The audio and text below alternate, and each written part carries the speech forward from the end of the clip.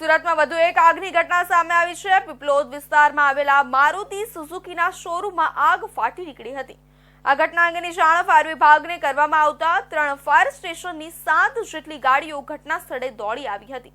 આગને કાબૂમાં લેવાના પ્રયાસ કરવામાં આવ્યા હતા। પીપલોદ વિસ્તારમાં ઇસ્કોન મોલની સામે મારુતિ સુઝુકીનો શોરૂમ આવેલો છે। 3 જાન્યુઆરીના રાત્રિના સમયે શોરૂમમાં અચાનક આગ ફાટી નીકળી હતી।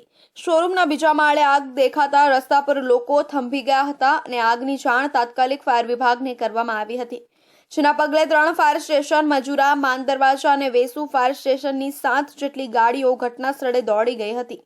ત્યારબાદ પાણીનો મારો ચલાવીને આગ પર કાબુ મેળવવાના પ્રયાસો શરૂ કરવામાં આવ્યા હતા।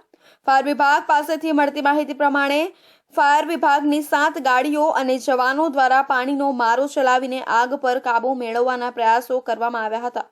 પ્રાથમિક તબક્કે આગની ઘટનામાં કોઈ જાનહાનિના સમાચાર નથી આવ્યા। આ સાથે જ ઇલેક્ટ્રિક શોર્ટ સર્કિટ થતા આગ લાગી હોવાનું પ્રાથમિક તારણ છે। ફાયર વિભાગ દ્વારા આસપાસમાં પણ આગ ન ફેલાય તે માટેના પ્રયાસો કરવામાં આવ્યા હતા।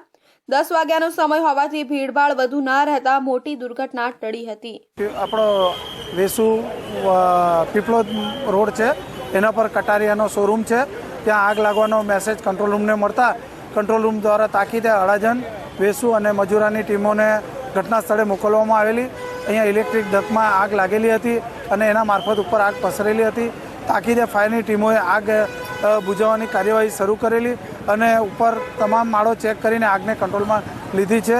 અને સાંજનો સમય હોય, બધા કોઈ પણ સ્ટાફ અહીંયા હાજર નહોતો, એટલે અત્યાર સુધી કોઈ પણ જાનહાનિની સંખ્યા મળેલ નથી। આગ 3જા માળ સુધી હતી અને અત્યારે અમારી ટીમો અંદર ઓલરેડી કામગીરી કરી જ રહી છે।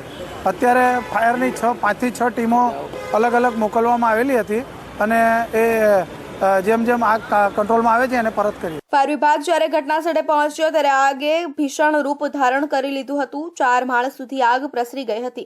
કટારિયા મારુતિ સુઝુકીના શોરૂમમાં ગ્રાઉન્ડના 4થા માળમાં કેબલની લાઇન્સમાં આગ લાગી હતી।